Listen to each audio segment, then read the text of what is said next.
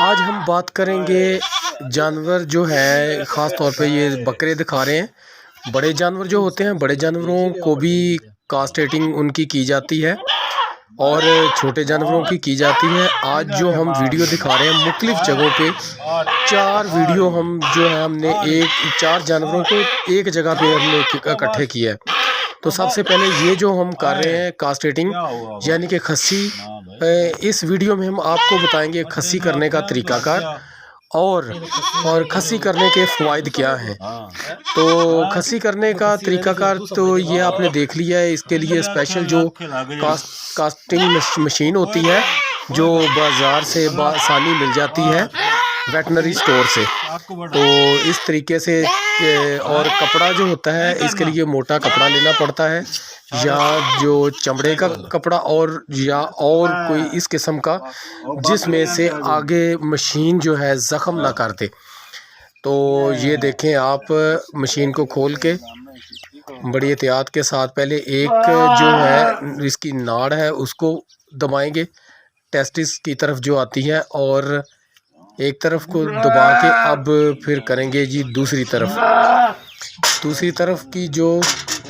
تو اس میں ہم ساتھ ساتھ آپ کو بتاتے چلے جائیں کہ ان کا کھسی کرنے کے جو فوائد یہ ہیں کہ ایک تو جانور جو ہے فربا ہوتا ہے کھسی کرنے سے فربا ہو جاتا ہے، اور دوسری بات اس میں یہ ہے کہ جانور جو ہے فیمیل جو ہوتی ہیں ان کو جو کراس نہیں کر پاتا۔ تو تیسری بات جو ہے جانور جو ہے اس کے قریب سے سمیل نہیں آتی، جانور جب اپنا پیشاب پینا بھی چھوڑ دیتا ہے، اور جب جانور کھسی نہیں ہوتا تو یہ جانور جو اپنا پیشاب بھی پیتے ہیں۔ اس کا جو ایک یہ پوائنٹ میں نے آپ کو بتایا کہ جانور کھسی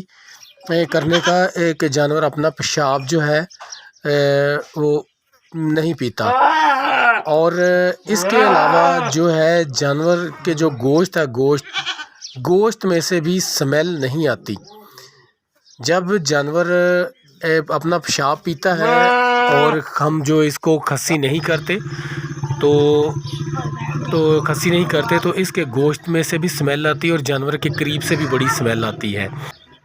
ابھی لاسٹ پہ جو میں آپ کو بات بتاؤں گا وہ یہ ہے کہ جب ہم کاسٹیٹنگ کرتے ہیں تو کاسٹیٹنگ کرنے سے بعض دفعہ مشین جو ہے وہ غلط یعنی کہ ٹیسٹس کو ٹچ کرتی ہے، جس سے اس کے اوپر سویلنگ آ جاتی ہے، اور بعض جانور ایسے بکرے ہوتے ہیں جن کے اوپر جو زخم بھی بن جاتے ہیں، تو اس کے لیے پھر اینٹی بائیوٹک اور جو ڈکلوفینک سوڈیم وغیرہ انجیکشن لگاتے ہیں، تو اس سے جانور جو ہے کوریج ہو جاتی ہے۔